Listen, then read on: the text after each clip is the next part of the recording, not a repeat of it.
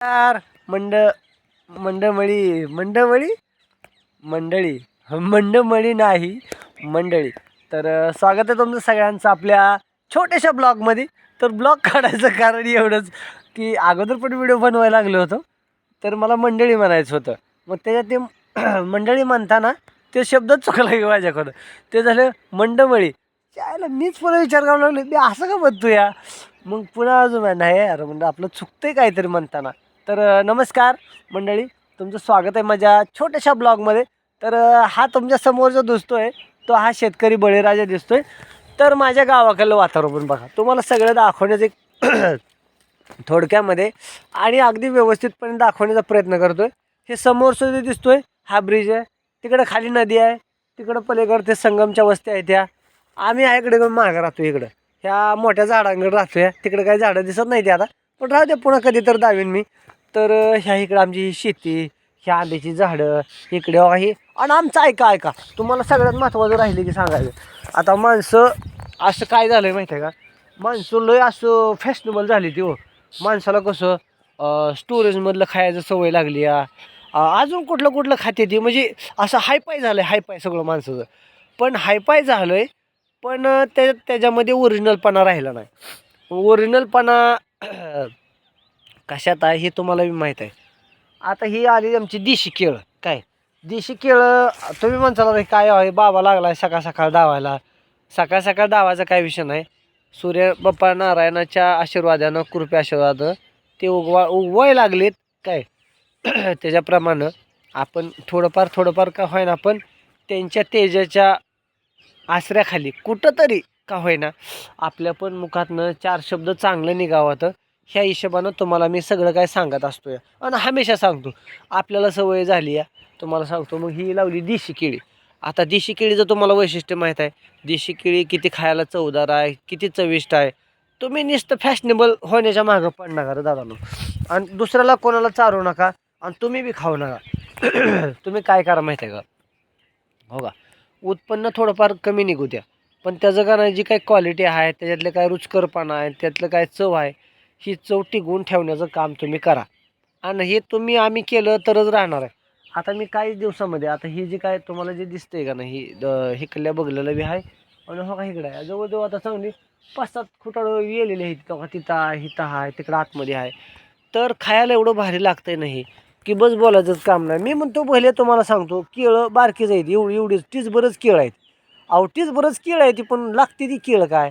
अहो हातभर ईदभर खाण्यापेक्षा तुम्ही तीच बरंच खावावं. पण त्यातली जी काय चव आहे आणि ती जी काय आपल्या शरीराला जे देणारा काय जो काय स्ट्रॉंगपणा आहे, ती ह्याच्यातच आहे. आणि ह्याला कुठल्या प्रकारचं मटेरियल नसतंय, काय नसतंय, फक्त शेणखत. शेणखत आणि पाणी बघा, ह्याच्याशिवाय तिसरं आम्ही काय ह्याला सोडत बी नाही आणि सोडायचं बी नाही. आणि लय मोठी केळं करून तर काय उपयोग आहे.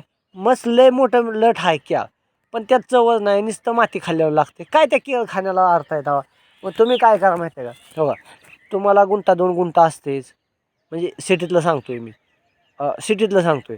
तुम्ही 1-2 खुटाडं लावा, काय अडचण आहे. अहो तुमच्यापुरती लावा, तुमच्या आजूबाजूच्या 2 घरापुरती, तुमच्यापुरती, तुमच्या भावापुरती. भावाचं नाव काढलं गेलं की माझ्यावर पिंजर नका. काय भावच असतो आपला. त्यामुळं कसं, भावावरती भाव राहू द्या.